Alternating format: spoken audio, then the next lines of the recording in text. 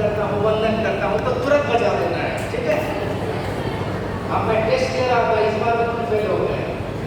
मैं आप सबका अभिनंदन करता हूँ, वंदन करता हूँ। एकदम सही टाइमिंग है, बढ़िया। आगे कुछ देर हम लोगों का अच्छा चलेगा। आइए विषय पर बात करें, artificial intelligence for sustainable development. प्यारे विद्यार्थियों, इसमें दो बातें हैं। एक टर्म है एआई, आर्टिफिशियल इंटेलिजेंस, और दूसरा टर्म है सस्टेनेबल डेवलपमेंट।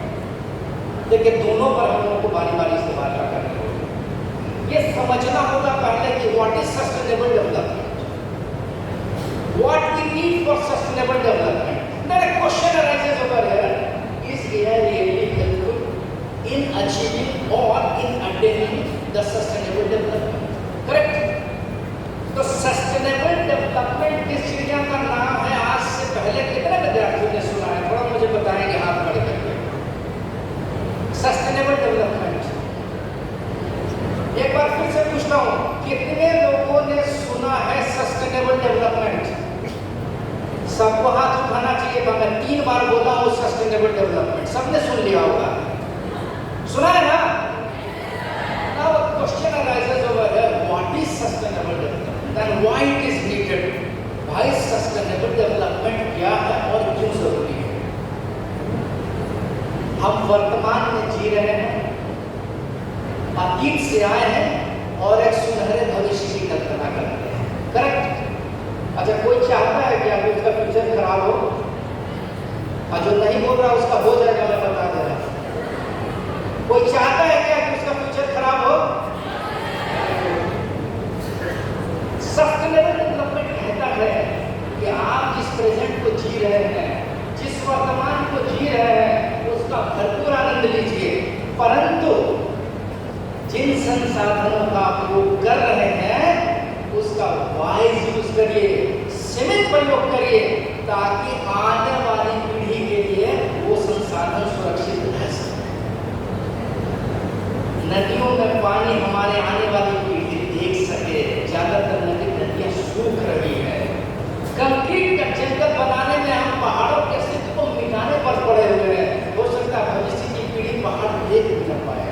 तो सस्टेनेबल डेवलपमेंट कहता है कि वर्तमान का भरपूर आनंद लीजिए, लेकिन आने वाली पीढ़ी के लिए एक सुरक्षित भविष्य छोड़कर जाइए, ताकि जिन संसाधनों का उपयोग कर रहे हैं वो युवा पीढ़ी के लिए सुरक्षित रहे, आने वाले जनरेशन के लिए सुरक्षित रहे, करेक्ट?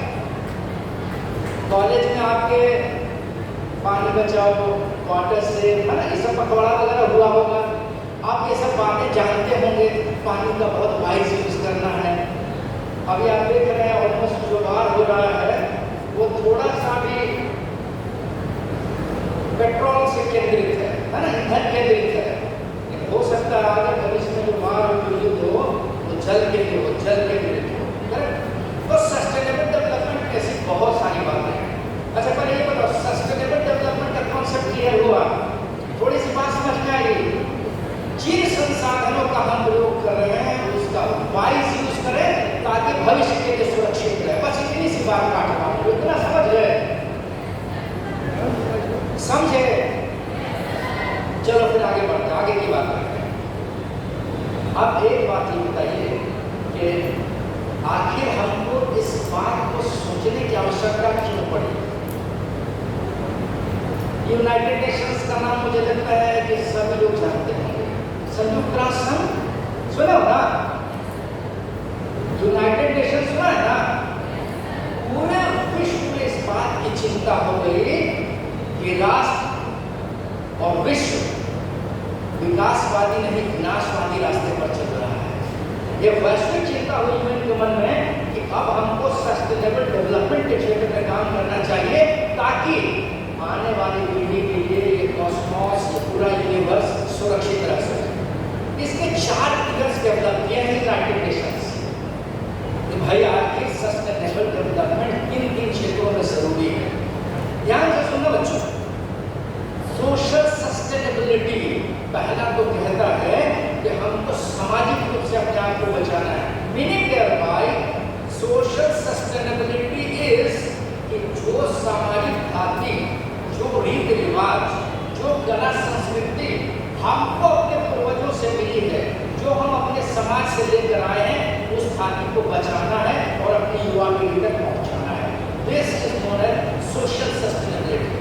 अच्छा, आपने भी देखा होगा, हम लोग जब आए तो हम लोगों का स्वागत हुआ, लोटे में पानी भरा हुआ था, आम के पल्लों से पानी छिड़का गया। This is what social sustainability means. हम अपनी कला और संस्कृति को, अपनी धातु को बचाए हुए हैं। हम चाहे जितना भी विकास कर जाएं, लेकिन जो हमारा इथोस है, जो हमारा कल्चर है, जो हमारा रूट्स है, जो हमारा हेरिटेज है, उसको हमको नहीं भूलना है। मुझे इस बात की बड़ी प्रसन्नता है कि आप उस धातु को बचाए हुए हैं। सोशल सस्टेनेबिलिटी के डेवलपमेंट पर आप काम कर रहे हैं। इकोनॉमिक सस्टेनेबिलिटी, आज हम हैं, हम बहुत पैसा कमा रहे हैं, भाई युवा पीढ़ी आएगी तो क्या करेगी, उसका जीवन कैसे सुरक्षित होगा, उसके लिए रोजगार के क्या अवसर हम पैदा करके जा रहे हैं। This is known as economic sustainability. Now environmental sustainability, जिस वातावरण में हम रह रहे हैं, जिस पर्यावरण में हम रह रहे हैं, उसकी सुरक्षा और संरक्षण का जिम्मा भी हमारे ऊपर ही है। वृक्षारोपण हुआ होगा आपके यहाँ, ड्राइव चला होगा, वृक्ष आपने लगाए होंगे कई अवसरों पर, लगाया ना? अगर नहीं लगाया है तो मेरे इस आह्वान पर, आज के इस सेमिनार के बाद एक पेड़ अपने कॉलेज में जरूर लगाइए, ठीक है? That is for environmental sustainability. जो ग्लोबल वार्मिंग का मीटर इतना हाई चला जा रहा है, इसको कम करने के लिए पर्यावरणीय सुरक्षा और बताया गया ह्यूमन किस तरह से डेवलप किए हैं। अभी हम लोग एआई जनरेशन में, अभी हम लोग रनिंग में हैं 21st सेंचुरी में। तो इसके नेक्स्ट स्लाइड में हम लोग देखते हैं एआई का डेफिनेशन जनरली सर लोगों ने ऑलरेडी आप लोगों को बता दिया है। तो आर्टिफिशियल इंटेलिजेंस दो बेसिक शॉर्ट में जा रहे सर, नेक्स्ट स्लाइड में जाइएगा। तो इसके कोर कॉन्सेप्ट हैं और आगे जाइए, नेक्स्ट जाइएगा, इसके आगे जाइए, हाँ यहाँ पे। तो जनरली आर्टिफिशियल इंटेलिजेंस को यहाँ पे 3 कैटेगरी में बांटा गया है आपका। ये 3 कैटेगरी आप देख पा रहे होंगे। आर्टिफिशियल नैरो इंटेलिजेंस, इसको इन शॉर्ट एएनआई बोला गया है। दूसरा है आपका आर्टिफिशियल जनरल इंटेलिजेंस और आर्टिफिशियल सुपर इंटेलिजेंस, ठीक है? तो इसके अकॉर्डिंग आगे स्लाइड को स्लाइड को आगे बढ़ाएंगे हम। बेसिकली एजुकेशन के यहाँ पे देखेंगे, समराइज यहाँ पे दिया हुआ है कि आर्टिफिशियल इंटेलिजेंस किन किन चीज़ों को अपने अंदर में समाया हुआ है, जैसे डीप लर्निंग, सुपरवाइज, अनसुपरवाइज, ये सारे आपके जो 3 कोर कॉन्सेप्ट थे एआई के। मशीन लर्निंग, ये आपका मशीन लर्निंग में आ जाएगा। उसी प्रकार जो आपका नेचुरल लैंग्वेज है, जैसा कि सर ने बताया था, नेचुरल लैंग्वेज का किस तरह से हम लोग यूज कर सकते हैं। जो इंटेलिजेंस मशीन है वो किस तरह से उसको हम लोग ऑपरेट कर सकते हैं, उसके बारे में सर ने ऑलरेडी यहाँ पे बताया हुआ है। और इसके एक्चुअली ये मेरा रिसर्च का टॉपिक नहीं है, मेरा टॉपिक अभी सिलेक्ट नहीं किया है। ये नेक्स्ट आगे बढ़ाइएगा, आगे। हाँ, एक्चुअली यहाँ पे मैं बताना चाह रहा हूँ जो पोटेंशियल बेनिफिट्स है एआई का एजुकेशन में, वो चीज़ के लिए मैं यहाँ पे कॉन्सेंट्रेट इस पीपीटी में फोकस किया हुआ हूँ। नेक्स्ट स्लाइड में जाएंगे। तो यहाँ पे नेक्स्ट स्लाइड, तो teachers to optimize how they teach, how the student learn and how school operates. ये मेन हमारा जो है कि जो एआई का यूटिलाइजेशन किस तरह से किया जाए। जैसे कि ये हमारे शुरू में गेस्ट ऑफ ऑनर थे, उन्होंने बताया था कि हमारा बाइस्ड होता है। यदि हमने प्रॉपर वे में इसको इंस्ट्रक्शंस नहीं दिया एआई को, तो वो हमें एक नॉर्मल जनरल अपना ओपिनियन दे देगा। लेकिन हमें एक्यूरेट मैसेज या इंफॉर्मेशन चाहिए होगा, तो उसके लिए एक गाइड, जैसे हमारे टीचर्स हो गए, उनका इम्पोर्टेंट रोल होता है।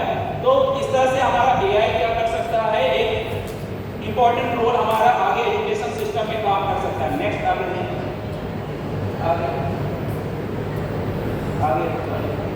हाँ, यहाँ पे देख सकते हैं जो एआई लैंग्वेज है, ये हमारा को भी हम लोग समय दे सकें। धन्यवाद। You can start. Okay, sir. Good afternoon, all of you. My name is Jatru Mahato, research scholar Radha university Ramgarh. आज का टॉपिक है मेरा role of artificial intelligence in mathematics. आगे थोड़ा सा स्लाइड आगे कीजिएगा। हमारा ये चीज़ है कहा गया है कि आगे के डेट में AI से स्लाइड आगे कीजिएगा। इसमें रिलेशनशिप बनाया गया है कि AI और मैथमेटिक्स में क्या रिलेशनशिप है इसको, इसका यूजेज भी बताया गया है। और नेक्स्ट स्लाइड आगे बढ़िएगा। उसके बाद application of the AI in mathematics. AI से हम लोग मैथमेटिक्स में क्या यूज है, क्या रिलेशन है, सब दर्शाया गया है। जैसे डाटा एनालिसिस है, पैटर्न रिकॉग्नाइजर है, सिंबॉलिक हम लोग A+B का होल स्क्वायर कैसे निकालते हैं, उसका सारा चीज़ इसमें डिपुट किया गया है। नेक्स्ट स्लाइड देखिएगा। इसमें कहता है AI इन द मैथमेटिक्स है रिसर्च, जैसे हम लोग AI से रिसर्च कैसे करते हैं।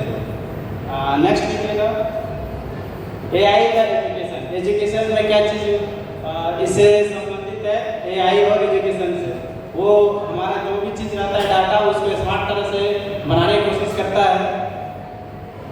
नेक्स्ट टूल्स एंड टेक्नोलॉजी, इसमें machine learning, deep learning, neutral learning और कंप्यूटर अलजेब्रा के सिस्टम से हम लोग लास्ट में तो मैटलैब बोला। नेक्स्ट कीजिएगा। उसके बाद इसमें एडवांटेज क्या क्या चीज़ है, जैसे फास्ट कैलकुलेशन, जैसे जो भी चीज़ हमारा अगर सोलो में काम करता है। जैसे हम लोग पहले क्या होता था कि जब भी हम लोग सब कैलकुलेशन हाथ से ही करते थे, लेकिन अब AI आ गया इसमें हमारा फास्ट नहीं कर रहा था और कुछ नहीं रहता। Anyway, there are 2-3 things. Please notice it. हाँ, seriously आप सुधारते हैं, इस बात को समझने का प्रयास करिएगा। You have to justify what you want to say. आप क्या कहना चाहते हैं अपने शोध पत्र में, इसकी बिल्कुल क्लैरिटी आनी चाहिए। टॉपिक से, ठीक है?